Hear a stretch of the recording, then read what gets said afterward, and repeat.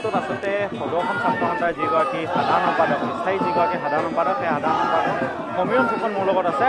তেওঁ যিহেতু ইতিমধ্যে তেওঁৰ যি বাসগৃহ সেই বাসগৃহলৈ আহিছে আৰু তেওঁ বাসগৃহত যিসকল ইয়াৰ স্থানীয় যিসকল লোক আছে সেই লোকসকলে উষ্ম আদৰণি জনাইছে, কিয়নো তেওঁ জন্মস্থান ইয়াত এই শিৱসাগৰ জয়সাগৰ যি জয়ানগৰ আছে সেই জয়ানগৰত তেওঁৰ জন্মস্থান। আৰু মই পোনে পোনে সমীৰণ ফুকনৰ যিটো প্ৰতিক্ৰিয়া সেই প্ৰতিক্ৰিয়া জানিবলৈ চেষ্টা কৰিম, যিহেতু দেখা গৈছে সদৌ অসম ছাত্ৰ সন্থাৰ যি দ্বিতীয় বৃহৎ যি সাংগঠনিক কাৰ্যসূচী সেই সাংগঠনিক কাৰ্যসূচীৰ আজি যি প্ৰতিনিধি সভা সেই প্ৰতিনিধি সভাতে তেওঁক আচলতে যি সাধাৰণ সম্পাদকৰ পদৰ বাবে তেওঁক আচলতে নিৰ্বাচিত কৰিলে আৰু নিৰ্বাচিত কৰাৰ পিছতে তেওঁ যি স্থানীয় যিসকল লোক আছে লোকসকলে উষ্ম আদৰণি জনোৱা এই পৰিৱেশ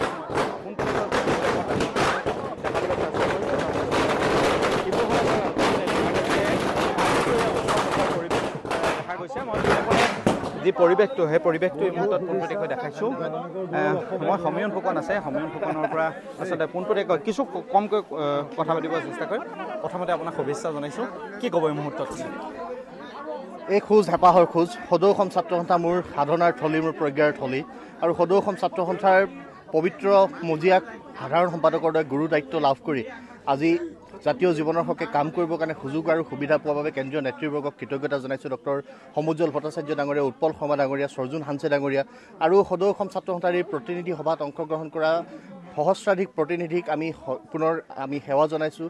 আৰু আমি আশা কৰিম যে আহিব লগা দিনত এই যাত্ৰা অধিক শক্তিশালী কৰিবৰ কাৰণে অসমৰ সমাজ জীৱনৰ সৈতে সম্পৃক্ত হৈ থকা, অসমৰ জাতীয় জীৱনৰ সৈতে সম্পৃক্ত হৈ থকা সকলো বিষয়ত সদৌ অসম ছাত্ৰ সন্থাই সংগ্ৰাম অব্যাহত ৰাখিব।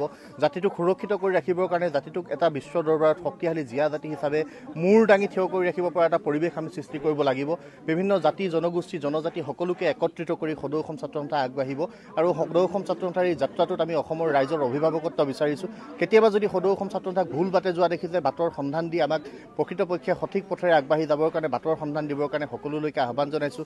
ছাত্ৰ সমাজ উঠি অহা প্ৰজন্মৰ সহযোগিতা বিচাৰিছোঁ, যাতে সদৌ অসম ছাত্ৰ সন্থা নামৰ এই সত্তাটোৰ জৰিয়তে এই সত্তাটোত জড়িত হৈ আমি জাতীয় জীৱনক শক্তিশালী কৰিবৰ কাৰণে সকলোৱে এখন ঐক্যবদ্ধ সংগ্ৰামৰ পোষকতা কৰিব পাৰোঁ।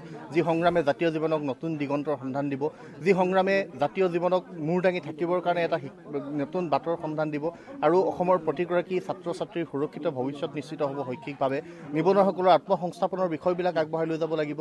আন সমস্যা, আন্তঃৰাজ্যিক সীমা সমস্যা, আন্তঃৰাষ্ট্ৰীয় সীমা সমস্যা, এই আন যিবিলাক বান গৰাখহনীয়া সমস্যা, আৰ্থসামাজিক আন সমস্যা, এই সকলোবিলাক সমস্যা দূৰ কৰিবৰ কাৰণে চৰকাৰৰ লগত আমি চৰকাৰৰ বিৰুদ্ধে আমি সংগ্ৰাম কৰিব লগা হ'লে সংগ্ৰাম কৰিম আৰু চৰকাৰৰ লগত আলোচনা বিলোচনা কৰি ইয়াৰ সন্ধান উলিয়াব লাগিব, সমাধান উলিয়াব লাগিব।